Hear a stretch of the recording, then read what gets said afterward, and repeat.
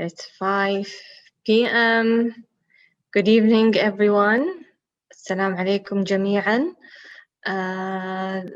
For, English speakers or Arabic speakers, if you're comfortable with, using Zoom, there is the translation icon that it looks like a globe.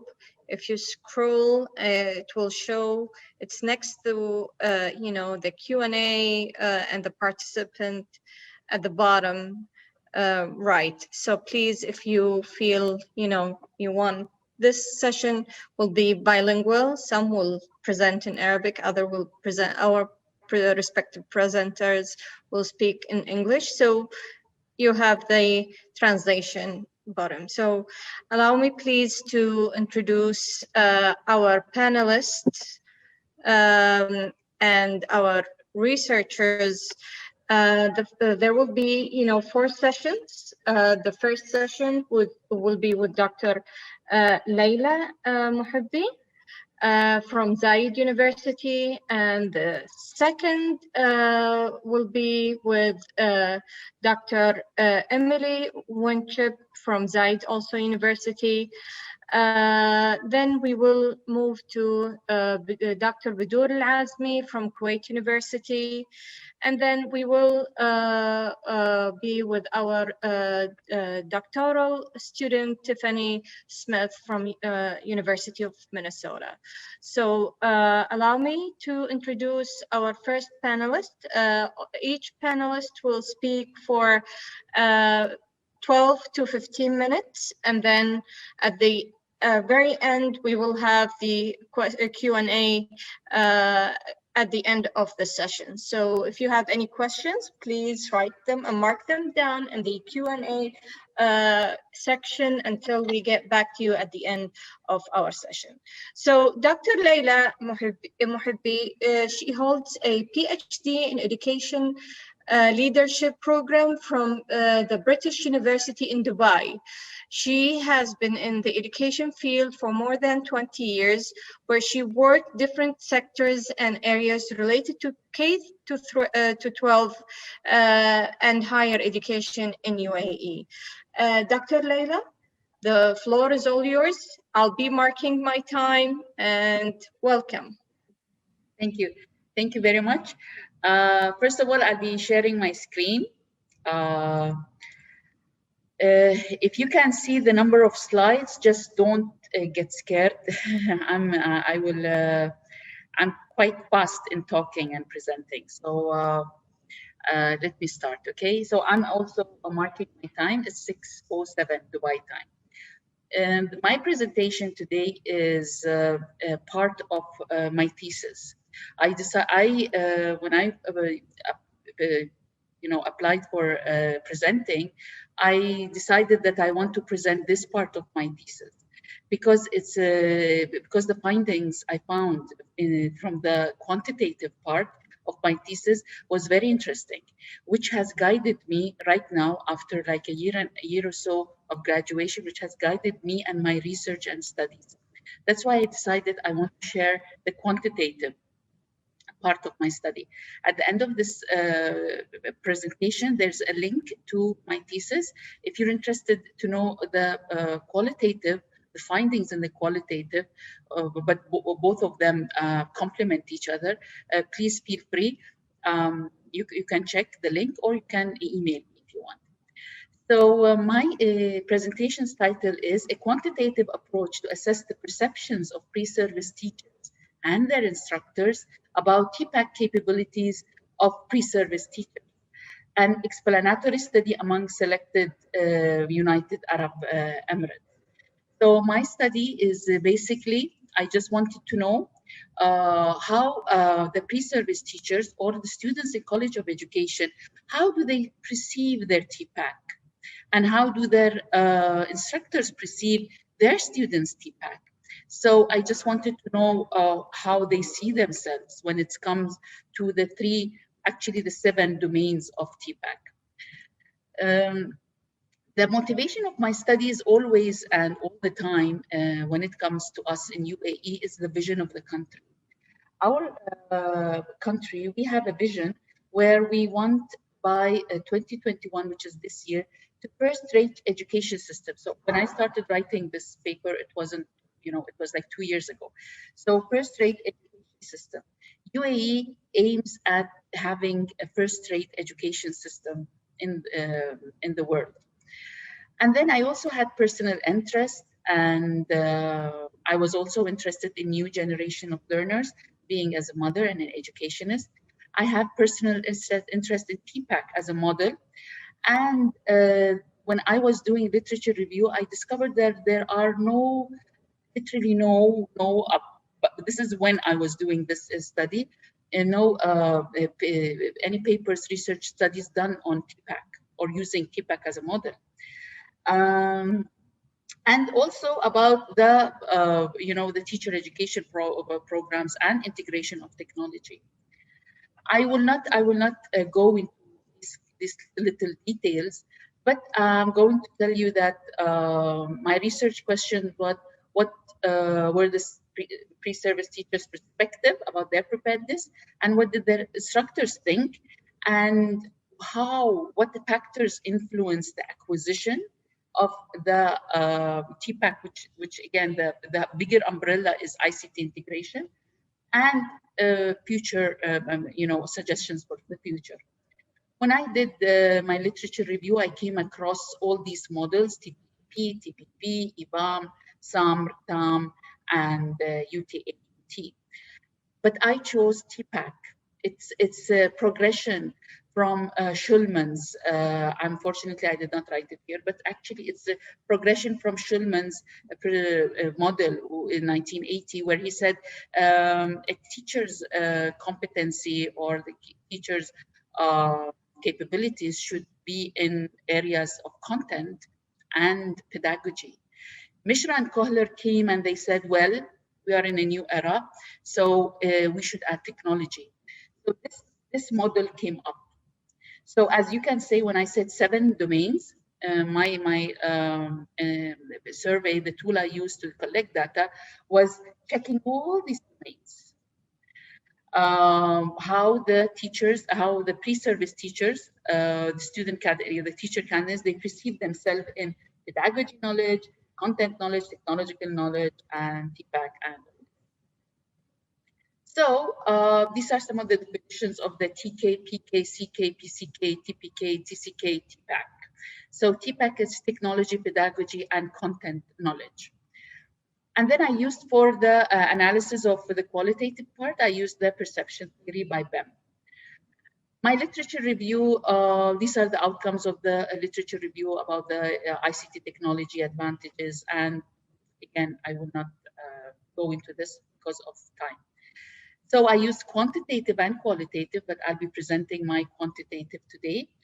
And this is the explanatory sequential, which is the quantitative, then followed by qualitative. If I have time, I will tell you what were my findings, and then I will tell you that some of the negative or some of the findings I found here in the quantitative were explained in the qualitative, and it was very interesting actually. And then I chose 4 higher education institutes, 3 from AUH, Abu Dhabi, and 1 from Dubai. Very unfortunately, all the higher education institutes in UAE did not approve getting their names published. So they really didn't want to be known, because one of the institute, they even sent me an email saying that you're going to compare us, and we don't want that. So this is again something that happened a few years back, but now the culture of research is there, so things have changed a bit. And the sampling was purposeful and a College of Education students, regardless what year they were in. So these are the variables. I had 7 male and then 352. I'm sorry, I just forgot to tell you that 359 participants completed the TPACK survey. I'll tell you about the instrument. This instrument was developed by Schmidt. So when I took that, I modified it a bit, where the Schmidt survey had general statements. I changed it into perception-wise, which is I feel like this, I think I. That's how it was reflected. And then I did a pilot study. I know I don't have time, but it's very interesting that the pilot study I did in English-speaking university, where the medium of teaching is English, and the feedback I got from the instructors is that they didn't. The students did not understand English, so I had to translate, and it was Schmidt's, and it was a valid and reliable tool, but I had to use a very specific technique called back translation, and it took me more than 2 months to get through the whole process of back translation. So, and then after I did all the translation and all, again it was checked, and the Cronbach was very high in all the variables.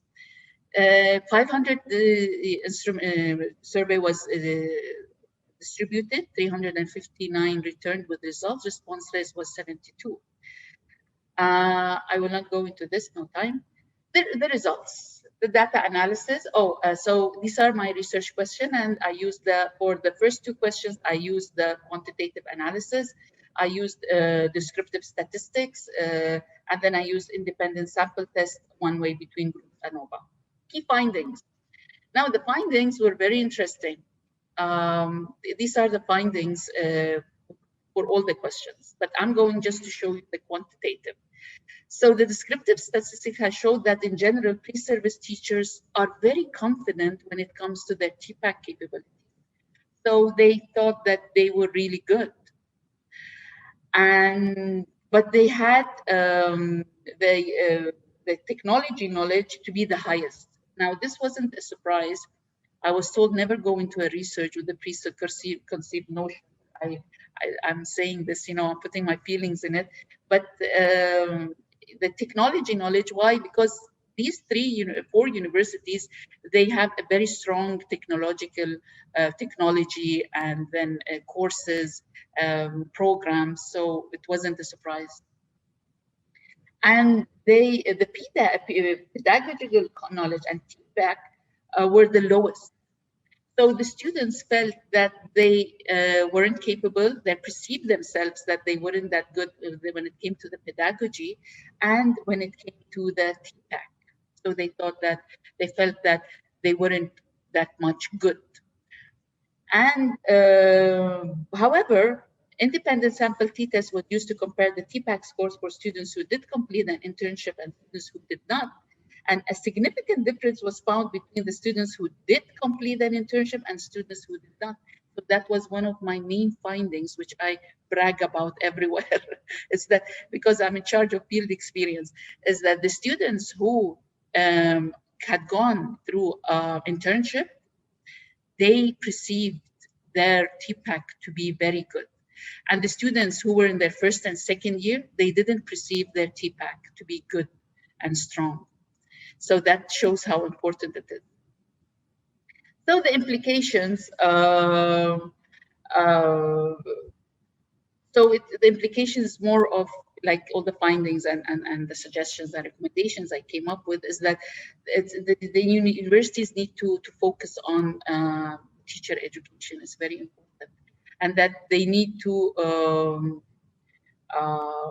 this is the recommendation, yes, to redesign courses and programs. And when I, after finding this, I did a little research, background research, like a spy, checked the university's curriculum and the syllabus. They always have it online, these 4 universities. And then I discovered that most of the universities, they have only two courses, technology. So, or they had, their internship was just 1 semester. So that explained a lot, that it's the courses and the programs. my recommendation also is to involve students in the development of courses, because the qualitative part showed that they had a lot of ideas and they wanted their university to adopt it. And then a lot of professional development for instructors. There should be an easy access to materials, and then there should be an improved... Dr. Laila, we have 2 more minutes. Actually, I'm finished, Doctora. Yes, I'm really happy. Thank you. I've done this several times. I'm always presenting, so I know how to time myself. But the field experience is very important. So to have a better TPACK, we need a good field experience. And the limitation, of course, I wanted really to have more students, UAE universities involved. And then one more thing is that the perception, if any study done based on perception, it always has that subjective evaluation, actually. So they're saying that they're very good at this, they're very good at that, or they're bad at this, or they don't think they're good at this, but actually it's very subjective. So that's a limitation of my study. And that's it, you know. It's for future studies, of course, you can read this later on. And thank you very much. I will stop sharing, Doctora. MashaAllah, MashaAllah, you were amazing. Thank you. Now, let me help you stop sharing. I don't know how to stop sharing. Okay, stop. You just, you know, click stop sharing and it's gonna stop sharing. Oh yeah, okay, I saw it. By the way, we use Zoom at the university, so this was a very wasn't the proper question. I know how to use it anyhow. Yes. That's totally fine. Thank you for presenting a very important topic, and it's really important, you know, TPACK model. It's not commonly used in our systems. However, I also share with you that we did some studies in Kuwait related to TPACK model. Thank you, Dr. Laila. That was very fruitful information about, you know, what's going on in UAE. Now we move to Dr. Emily, who is an assistant professor in the College of Education at Zayed University. She teaches courses in education assessment, classroom management, and supervised students, teachers, and she completed her PhD at University of Nottingham in 2019. Her topic will be about teacher experience of marketization in the UAE. So Dr. Emily, the floor is all yours. All right, great. Thank you so much for having me. And Laila, it's great to see you as well, even if it's just online. This was such a great keynote earlier today. If you were there for Dr. Diego Santori's talk, I feel like he was speaking right to me as he talked about how we are often focusing so much on accountability rather than the benefit of the children, and we're ignoring the experiences in schools of teachers and of students. And so I'm going to talk to you about a little bit of study that I did along those lines here. So first off, I think it's worth noting that I did look at international schools, and that the UAE is a very interesting place to look at international schools. Around the globe, international schools have increased an incredible amount. They estimate about 2,500 schools in 2000 has become almost 12,000 schools globally in 2020, and that the income from fees in international schools from about 5 billion up to 54 billion in 2020. These schools, you know, when they first started, the first international schools were really intended for expatriate students who are coming from other countries because their parents had work in a different country. And now we find that those schools are more and more catering to local students in those communities rather than only international students. And this often affects government school systems, and it increases the market orientation because these schools are in competition with the local government schools. The UAE is really interesting. I'm going to talk a little bit, you know, it's also interesting that the previous keynote was talking about standardized testing. There's also some other really interesting things that come along with the standardized tests. And my favorite is TALIS, which is the Teaching and Learning International Survey. When a country does PISA testing, this is when we see the countries ranked by the OECD.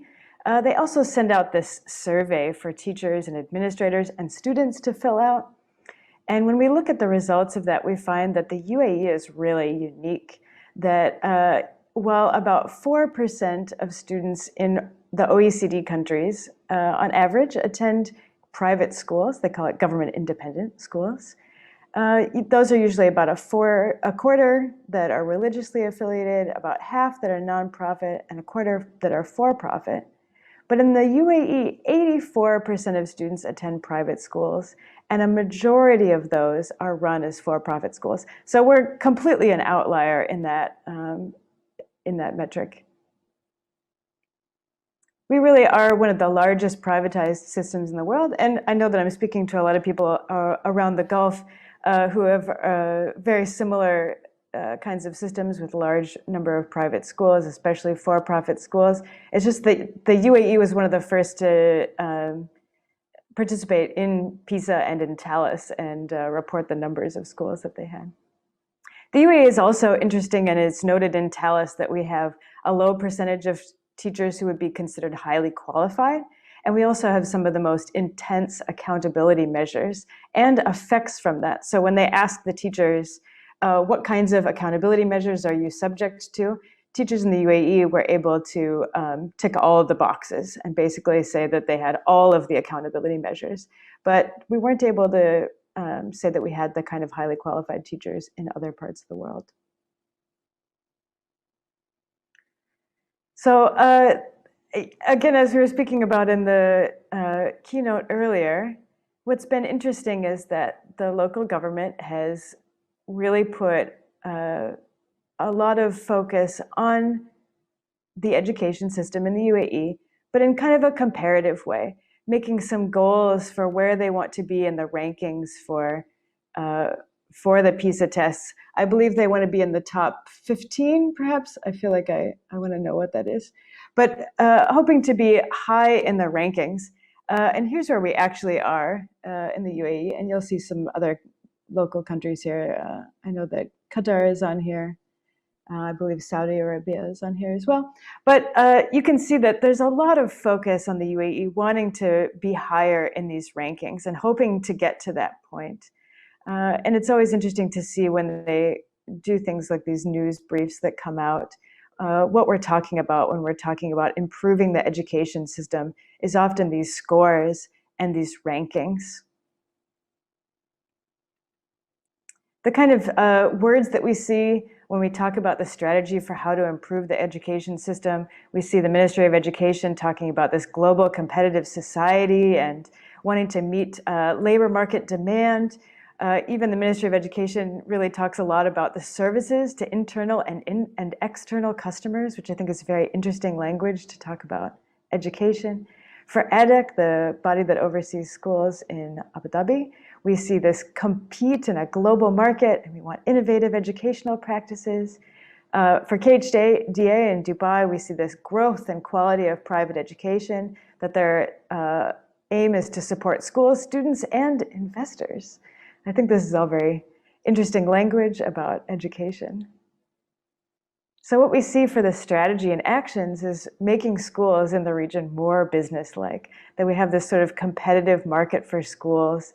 Government agencies like KHDA and ADDICT act as sort of a regulator of schools rather than setting a curriculum. And we have a lot of private money and interests that are running schools. And we also see a lot of increase in business-like practices, this focus on accountability, especially at the teacher level, and not much for a unified set of education values like you might see in other countries, like a national curriculum that all schools are subject to. We have this tendency to treat parents like consumers. What is the service, the quality of customer service that the parents get from schools? And we have this first class, business class, economy class school system. We've also seen local schools very recently. There's been this push for charter schools and this Emirates school establishment, which is an independent entity intending to oversee what were government schools. So also kind of coincidentally that we had Dr. Susan Robertson speaking to us yesterday, that she points out that judging schools based on private sector values has this unintended, perhaps, consequence that it may fundamentally alter the nature of school as a social good with its accountability to the public, because we're now in this competitive system. That we might have this schools being treated as just another service to be delivered on a market by those who can afford to buy it, or a clash between logics as teachers are identifying more with the teaching as a profession and education as a goal rather than the logic of the marketplace. So for me, I'm interested in looking at this from the teacher's perspective. So instead of looking at those test scores and assuming that that's how we improve schools, I'm really curious what's happening in the schools, and I want to find out by talking to the teachers. So what I did is, in the UAE, I ran a questionnaire that was actually basically the pilot for a larger scale questionnaire I did internationally, but it's very interesting to speak about it just here locally. So just a few technical details. This was run in the UAE. It was done with teachers in all sorts of schools, so teachers in government schools and in international and private schools. I was hoping to kind of analyze at the meso level, so not how the teachers are thinking about the students' results, not the kinds of school ratings that came out at the end, but instead the ways that teachers were interacting with their school environment. The items were based on interviews that were conducted ahead of these items, and then they were analyzed with a very particular kind of analysis method that I'll speak about very briefly. So this is not your normal kind of survey analysis. On the right, you see how I often will see sort of the raw data of a survey portrayed. And I always look at this and I think, well, we're trying to compare Mexico and the United States, and we're trying to do it on these 9 items, but I find this kind of indistinguishable. Well, we're asking how much do you disagree or agree, and we're putting that line down the middle so you can kind of see if there's more disagreement or more agreement. I find that it's really hard to tell, because what if someone disagreed with question 1, but they strongly agreed with question 2? We have trouble finding out those patterns, and we don't even know what the relationship is between question 1 and question 2. So instead, what I like to use is this Moken and Roche analysis, which is using the kind of ordinal data that we have on the right side, and it's a probabilistic kind of analysis.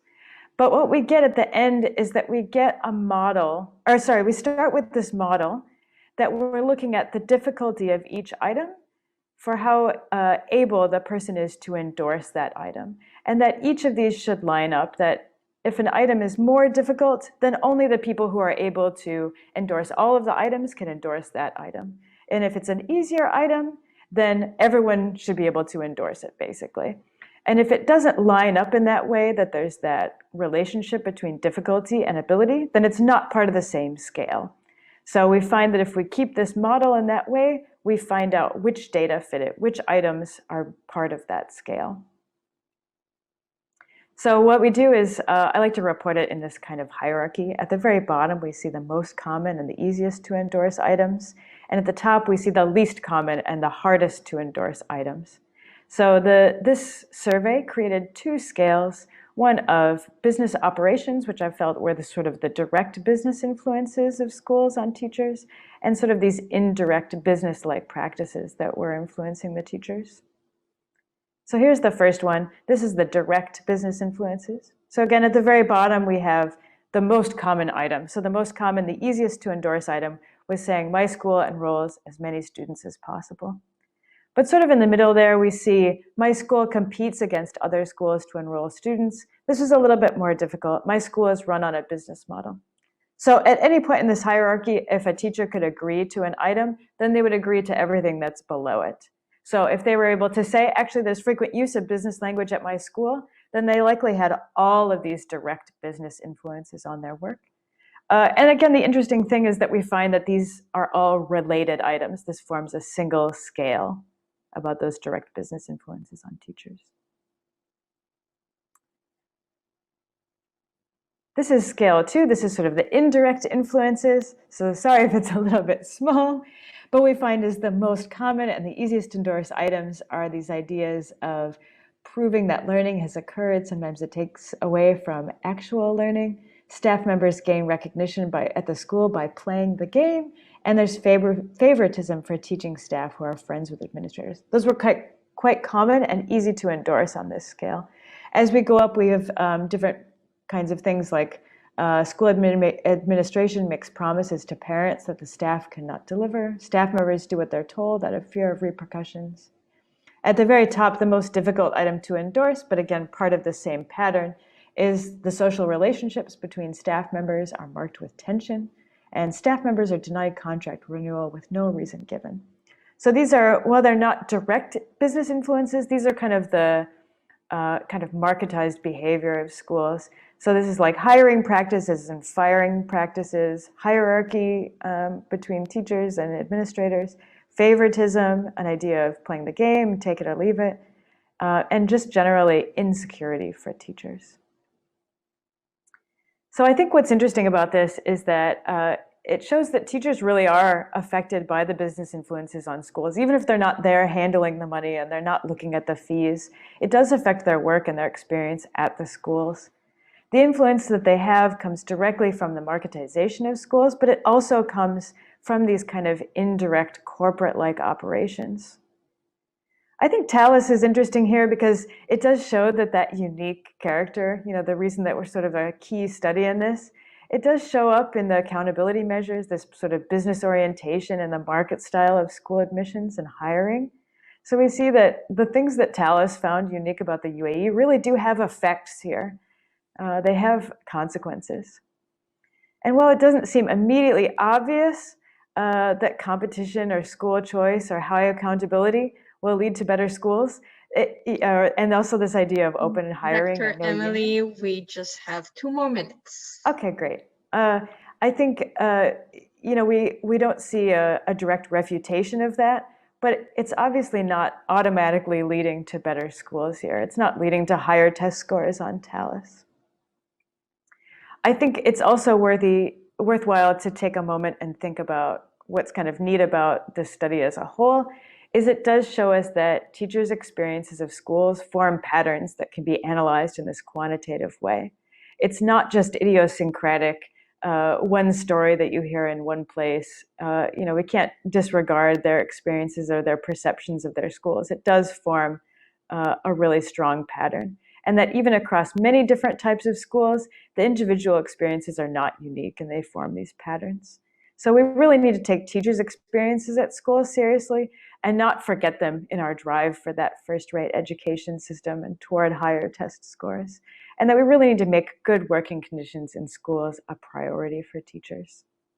So thank you very much. I'll just mention really quickly that this presentation comes from a paper that was just published, I think about a month ago, in the Gulf Education and Social Policy Review, the new journal that the Alhashem Foundation has sort of sponsored.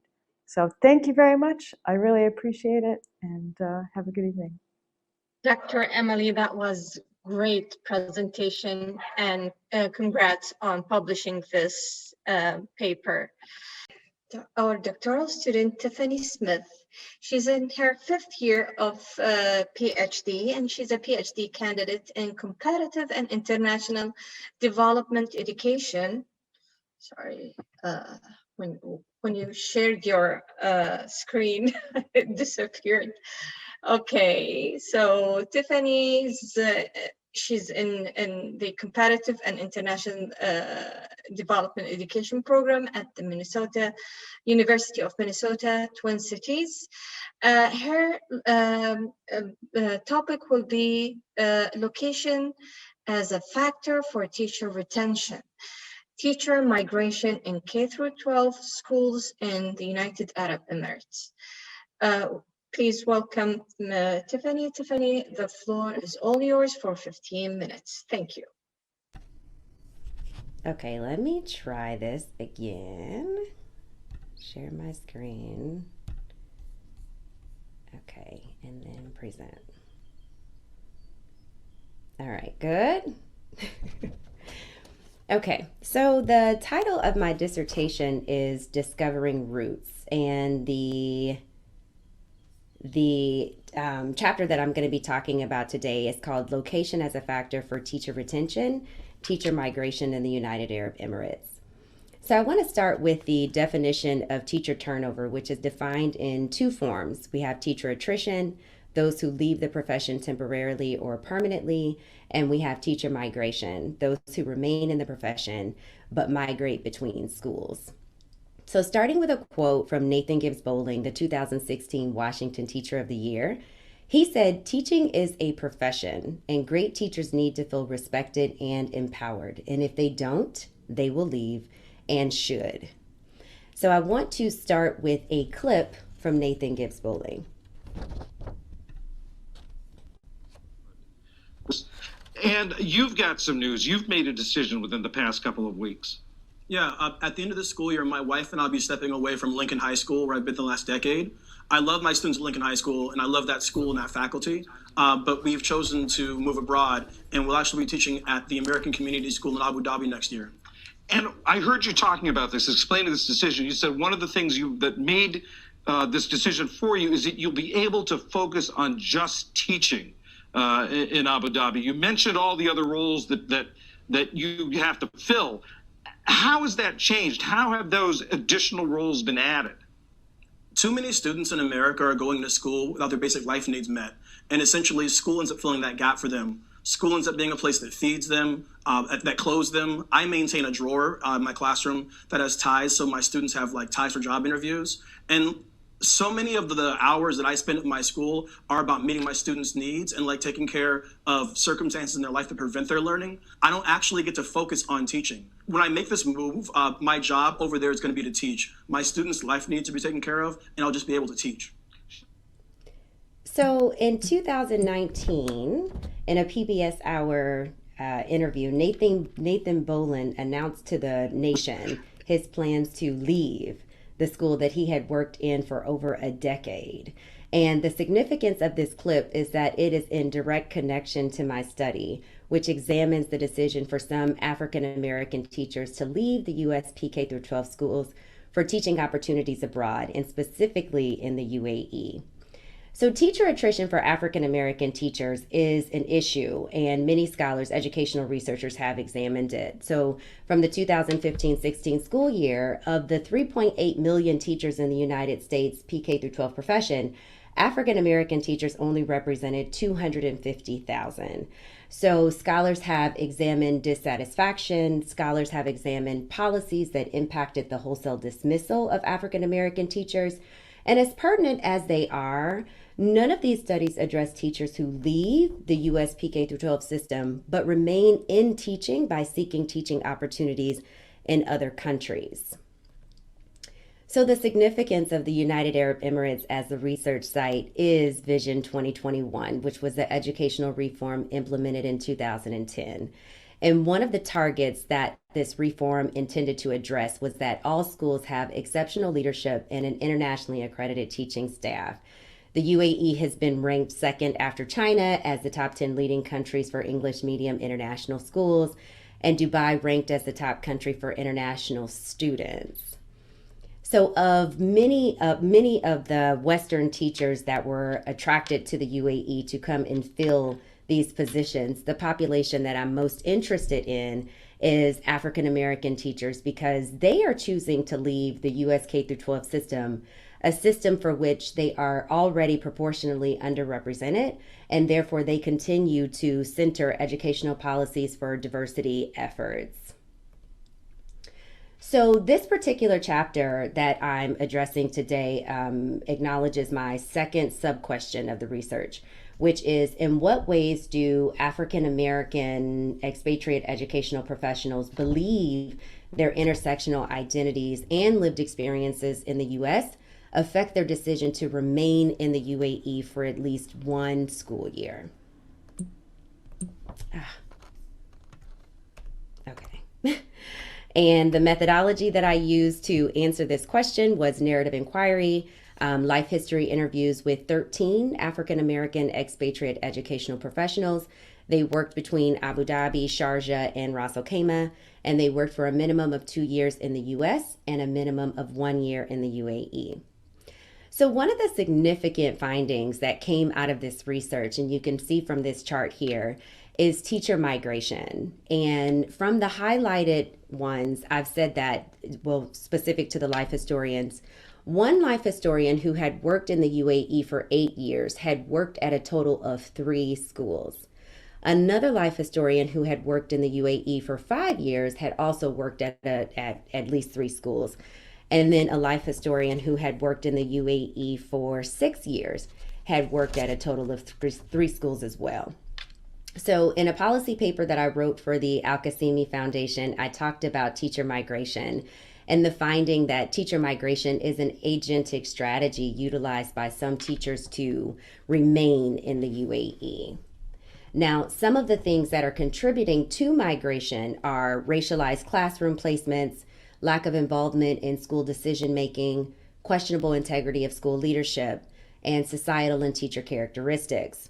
But I still question, if they are migrating between schools in the UAE, then what is actually making them stay in the UAE? So some scholars have started to examine the role of location in retention.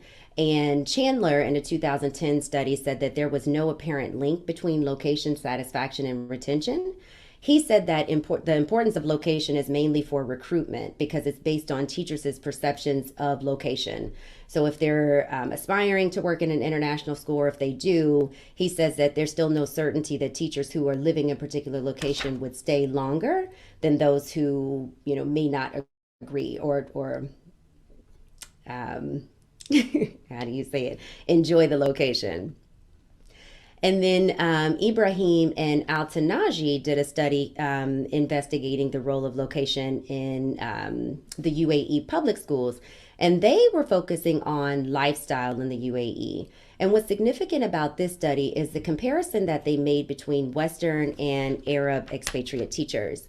So these scholars said that for Western teachers, the compelling elements of the UAE lifestyle are more economic than political. And they basically said for Arab expatriate teachers who come from countries such as Syria or Yemen, which are beset by political conflict and economic deterioration, that these teachers would therefore be more likely to feel thankful to live in the UAE. And specifically for Western teachers, they say that it's the salaries, the lack of taxes, the paid accommodation, and other benefits that make the UAE an attractive destination. And they believe that for Western teachers, if these privileges were removed, their decision to stay in the UAE would be tremendously affected. So thinking about economic versus political, we're going to make this work. Factors such as economic benefits. One second. Okay. So thinking about the economic versus political reasons why they stay in these schools, I do have permission from one of my life historians to play a clip from our interview. And just to kind of stick with anonymity, I did increase the pitch in her voice, but I do want to play this clip for you. I like the way of life here, to be quite honest. I did come with a savings plan. It didn't work out. But I'm safe here. Safety is priority, especially in the last 4 years with everything that's been happening and the attack on African Americans in the U.S., And so I feel safe here, but I don't feel the pressure that I felt, and I really can't explain what that is. I can't put it into words. I just know that when my friends have come here to visit and they say, I get it, I feel it, I see what you're talking about. But I can't really put it into words because I feel like when I put it into words, it makes me sound bougie. And so, I know I would go back home the first year and I'd talk about, oh yeah, this and that. And my friends are like, you're so bougie. And then my friends come and they'll say, you're not bougie. You've acclimated to life there. What we do, everything that we do here is normal. This is normal. It's normal for us every month to go get manicures, pedicures, all types of waxes, all types of things done for our peels, massages. That's normal here. If you don't do it, in fact, your friends are like, girl, what are you talking about? You don't get a monthly massage. Girl, it's like or a monthly well-being. facial. It's normal well-being here. That's normal. It is normal to be on a yacht or be at a club or do something social. And that's normal here. It's not something where we have to save up 6 months to do. You know, it's normal here. It's normal here to, I don't feel like cooking. Let me just call someplace to deliver. Never had those type of options before. I have to be particular at home of what I'm putting in dry cleaning because a dress is $13 US. It can be, right? Yeah. Just to alter a pair of pants could be $9 versus I'll send a whole bag out, 5 or 6 abayas or 5 or 6 blazers, 3 or 4 pairs of jeans, some shirts, and it's like $30. But that's normal here, and I just like the ease. I like the convenience. I like feeling safe. My kids under the mat. Who does that?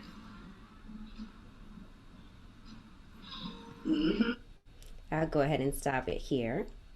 Now, one of the reasons why I decided I like the way of life here. One of the reasons why I decided to play the audio clip is because, especially in life history work, there's a certain context that you get from me reading those words and a certain context that you receive from actually listening to the person who's saying it. So kind of connecting back to Ibrahim and Al-Tanaji, they are absolutely right. Factors such as economic benefits do contribute toward a particular lifestyle in the UAE, and it does impact retention. However, for African American teachers, why they stay is also very political. So some factors that are coming up contributing to retention is safety, ease of living, comfort, travel. And just within my analysis of these findings, I'm grappling with this notion of emotional transnationalism, which is a theoretical framework talking about the process of sustaining transnational connections through emotions. I feel like it's evident for African American EEPs in their comparisons between their lives in the US with their lives in the UAE. These contradictions about race, gender, class, and nationality surface. And what I'm playing with is this notion of like this psychological freedom. At the end of the clip, this life historian was saying, you know, here we really don't have to think about that. We don't have to think about these hardships that we have to experience and think about in the States. So the argument that I'm arguing in this chapter is the decision to remain in the UAE for some African American expatriate educational professionals is affected by the comparisons of their lived experience in the US and their experience in the UAE. I'm also arguing that location is a factor for teacher retention. And then some are migrating between schools, yet this migration can be viewed as an agentic strategy to remain in the UAE. So overall, there's 3 things that are happening in this chapter. 1, I'm talking about teacher attrition. African American teachers are leaving the States as an expression of discontent toward the U.S. and toward the U.S. PK-12 education system. But in these studies, there is a lack of conversation about U.S. teachers who leave to teach abroad. The second thing that I'm talking about is teacher migration. Now, teachers are migrating in schools in the UAE, and again, they're leaving as an expression of discontent toward individual schools or as a result of all of the educational reforms, because even when the MOE and ADIC take over, a lot of the teachers lost their jobs or they quit their jobs and moved on to other schools. And then the overall theme that I'm talking about in this chapter is teacher retention. And I'm saying that these teachers are remaining in the UAE because of emotional elements, including a sense of safety, comfort, and ease of living. And this is where I'm going to hash out this emotional transnationalism. So in a study such as this, I do have to acknowledge the limitations and some considerations. I am only focusing on African American teachers. And as I noted before, Western teachers, many Western teachers from different countries came to the UAE to have these positions in the schools and with the Vision 2021. An issue with this study is that there's a lack of public statistical data on U.S. teachers abroad and U.S. teachers in the UAE. And for the information that is available, there's a lack in data that talks about the racial demographics of these teachers. So you'll see data that mentions the gender, that mentions the nationality, mentions the religion, but it doesn't go into the racial demographics. And a consideration. Exactly, Tiffany. Thank you very much. We're out of time. Okay. Yeah. We share this issue in Kuwait as well, Tiffany. The lack of data. So yes. Yeah. So any final word before you I know you stopped sharing, but if you have any final word. I will mention that one of the things that I have to acknowledge is the fact that Vision 2021, one of the unintended consequences was that a lot of Arab teachers did lose their jobs as a consequence to Western teachers coming in. So that's also very important to mention in the chapter. Yes. Thank you. And I'll take you, Tiffany. That was very important. And, protecting teachers' right, and especially expat, whether they're Western or Eastern or Arab, they're all important for the education sector. So yes, thank you very much for all of you ladies, and it was very interesting topic. We started from TPACK model, moving on to marketization, and then to inclusion, and and at the very end we talked about expat teachers and UAE. Thank you, Tiffany. Thank you all of the ladies. And now we move to the Q&A. There is another question for Dr. Emily. The presentation was interesting. Can you talk a bit more about what more effective strategy would be to engage parents in children education without parents being treated as consumers? That's an interesting question. I think there are lots of education systems in the world where parents are very involved without having to pay directly to the school as a consumer. I think once you're at that point, it's inevitable. It's inevitable that once you've turned it into a market, then everyone behaves like they're customers, and they're paying for a certain grade, or they're paying for, a certain answer from a teacher. I think when we look at a voucher system, where a student has their money that they're given to by the government, and they take it to a specific school, it's done because we're intentionally turning the family into a consumer, and we make that relationship one that's antagonistic. And I think once you're there, I think that's how it is. You have to step back and make it no longer that antagonistic consumer relationship. I don't think you can pull it back, unfortunately. Thank you for your answer, indeed. And now we move to Dr. Tiffany. Based on your experience, what would you recommend teachers in UAE can do to encourage the government and the Ministry of Education to take teacher retention more seriously? Oh my goodness, I love this question. And I think the work is, I'm always hesitant to say, oh, we need to do more research. But I think the work is that we do need to do more research, because I think much of the research focuses on recruitment and then the turnover, but we don't really emphasize the retention. And I think the best way to look at this is Ingersoll actually talks about a model of, what did he call it? The revolving door, where, you have teachers coming and going. And the answer to the problem is not recruiting more teachers. It really is understanding why they're leaving and then addressing those issues for why they're leaving so that they can stay. So teacher retention, is not just an issue for Western teachers. It's also an issue for local Emirati teachers, and keeping them in the classroom and looking at those motivation factors. So I feel like the research can go in so many different angles and lenses, but unless we're asking these questions, the issue just continues to be that teachers are always leaving. And another question for Dr. Tiffany. Well, so thank you for your excellent presentation. Could you please speak to the potential implication of your study on students in UAE? Yes, I think we'll end with that question. Okay. I think that's the interesting thing about this study is that in the beginning stages, and this is still my dissertation research, so what I've presented today is essentially one chapter. And I am questioning this notion about, what is the impact of teachers having this experience in the US, going to teach in the UAE, and then essentially probably returning to the US and coming back with these cross-cultural experiences in the classroom. So when I'm thinking about local students in the UAE, I do question, how can we start to re-envision education where we're, like Dr. Emily said, looking at the perceptions of teachers and then being able to grapple with some of these issues through these teacher-centered perspectives rather than student-centered perspectives, because I think, addressing it from that collective, we'll be able to talk about many of the issues that are happening, not only in the private and government model, but the global models of education as well. Thank you, Dr. Emily. I wish you all the best and hope you defend very soon your dissertation. Thank you, Dr. Emily. Thank you, Dr. Bedoor, and thank you, Dr. Laila.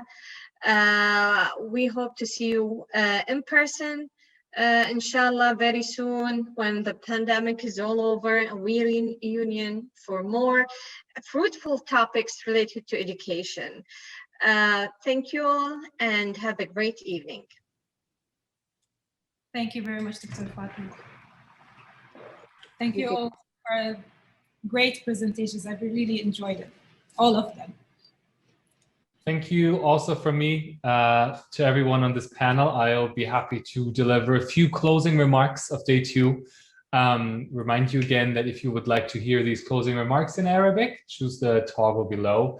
So welcome everyone to the closing remarks. My name is Max Eckert. I'm a research assistant here at the Alazemi Foundation. I want to thank everyone today, especially our keynotes, Dr. Fatimah Alhashem, assistant professor at the Gulf University for Science and Technology, and Dr. Diego Santori, who's senior lecturer at King's College, London. Also want to give a big shout out and thank you to our chairs for the day, which include Dr. Isra Al-Isa, associate professor at Kuwait University, Dr. Hood Al-Asfour, president of GCES and assistant professor at the College of Basic Education in Kuwait, Dr. Salwa Al-Jassar, former member of the Kuwaiti Parliament and associate professor at Kuwait University, Marvin Erford, senior research fellow at Alhasemi Foundation, as well as Dr. Khalaf Al-Abri, associate professor at Sultan Qaboos University, and Dr. Hood Al-Balushi, a non-resident fellow at the Gulf International Forum and experienced independent legal consultant. Also to all our panelists and all our attendees, I want to give a big thank you and a big shout out to all of you. For those who did not attend our end of day remarks yesterday, there's a few things I would like to highlight. I would like to remind you that following the conclusion of the GCES conference, all presenters are welcome to submit their research papers to the Gulf Education and Social Policy Review, also known as GESPR. We've already heard that in the case of Dr. Emily Winchip, we've had some great publications in the past, and we're looking forward to some additional great submissions coming out of this conference. All submissions will enter a blind review process. So while it is not guaranteed that all submissions will be able to be published, we're always looking forward to building up a big base of submissions who will then be independently reviewed in our blind review process. Once again, the journal is a peer-reviewed bilingual academic journal, and we're using a double-blind peer review process. We also encourage all of you to tweet about what you've gained or learned from this experience. So we are quite happy to see a lot of people interacting with us on Twitter.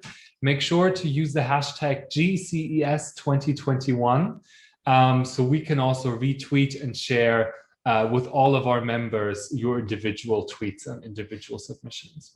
We want to also remind everyone that tomorrow is the last day where you can vote for the VP candidates, the GCES Vice President.